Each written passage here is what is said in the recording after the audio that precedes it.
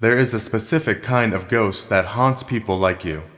It's not the ghost of who you are, but the ghost of the 10 other people you could have been by now. You look at your bookshelf, and it's a graveyard of 3 weak obsessions. A dusty guitar, a half-finished coding course, a stack of books on 14th century herbalism. To the outside world, this looks like a lack of discipline. They see a dabbler. They see someone who gets bored when the honeymoon phase of a new hobby ends. But you know that's not it. You aren't afraid of the work. You're afraid of the prison. You're terrified that picking one path means murdering every other version of yourself. You feel like you're standing in a room with 100 doors, and the world is screaming at you to pick one and lock it behind you. What if I told you that the one-door rule is a relic of an industrial age that no longer exists? What if your inability to choose isn't a bug in your hardware, but a feature of a completely different operating system? Today, we are going to stop trying to fix your distracted brain and start weaponizing it. We're going to build a framework for the kinetic mind. For the last century, we've been sold a lie called the linear ascent. The script goes like this. You find your passion at age 19. You study it for 4 years. You get an entry-level job. You climb the ladder. You die. In this world, the specialist is the king. This is what I call vertical rigidity. The specialist is like a high-speed train. They are incredibly efficient, but they can only go where the tracks have already been laid. If the tracks end, or if the landscape changes, the train is useless. It can't turn. It can only stall. The problem is the world we live in right now. It doesn't have tracks anymore. It's an open ocean. When the environment is stable, the specialist wins. But when the environment is volatile, the specialist is the first to go extinct. The word dilettante was invented by people who are scared of variety. It was a tool of social control to keep workers in their specific slots. But there is a massive difference between a diffused mind and a synthetic mind. A diffused mind is a flashlight with no lens. The light goes everywhere, but it illuminates nothing. A synthetic mind is a prism. It takes in 100 different colors of information and focuses them into a single, high-intensity beam. You don't have a focus problem, you have a synthesis problem. You've been collecting the ingredients for a feast, but nobody ever taught you how to cook. Let's dismantle the old model. Forget the T-shaped person. Forget the jack of all trades. We need a new geometry for your career. I call it the lattice model. In a lattice career, you aren't trying to be an expert in one thing. You are building anchor points. Think of your interests as pillars. If you only have one pillar, you have a pole, it's easy to knock over. If you have 20 tiny sticks, you have a pile of brush, it has no height.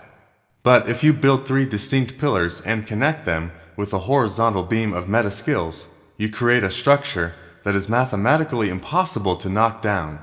The 3 pillars of the lattice. 1. The economic anchor.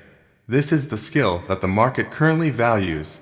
It's your boring superpower. It's not your soul's purpose, it's your leverage. It provides the floor of your Maslow's hierarchy. 2. The creative divergent. This is the obsession that makes no sense to your colleagues. It's the data scientist who spends their weekends studying 19th century Japanese with block printing. 3. The systems bridge. This is the skill that allows you to translate between the first 2. 4. The magic happens in the cross-pollination zone. When you take the structural logic of wood block printing, the layering, the patience, the negative space, and you apply it to data visualization, you suddenly produce work that looks like nothing your specialist peers have ever seen. 5. You aren't a mediocre artist and a decent coder. You are the only person in the room who can see the code as art. That intersection is where the highest paid, most fulfilled people in the world live. They don't compete on depth in a single field. They compete on the uniqueness of their combination. There is a psychological phenomenon I call the specialist's blindness. When you spend 20 years looking at the world through a microscope, you start to believe the whole world is a slide.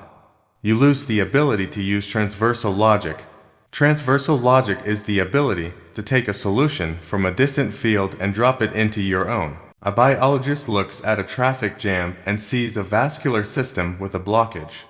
A jazz musician looks at a corporate negotiation and sees an improvisation with a shifting key signature. A gardener looks at a failing software startup and sees a soil pH problem. Specialists use incremental logic. They try to make the horse 10% faster. The kinetic mind uses transversal logic to build the first car. The reason you feel anxious when you're not mastering something is that you're measuring yourself against the specialist's yardstick. You think you're failing at depth, but you're actually winning at connection. Your brain is a pattern matching machine. Every random rabbit hole you've ever gone down is a piece of a jigsaw puzzle you haven't finished yet. The anxiety isn't coming from the variety. It's coming from the fact that you haven't started building the frame. So, how do we actually live this without going broke or losing our minds? You can't do everything at once. If you try to build 3 pillars simultaneously, you'll just end up with 3 holes in the ground. The secret is seasonal monoliths. Instead of trying to be a polymath every Tuesday, you become a temporary specialist. You grant yourself sprints. For the next 6 months, you are a master of pillar A. You go deep. You ignore the other 99 doors. You tell your brain, we aren't killing those other versions of us. We're just putting them in the waiting room.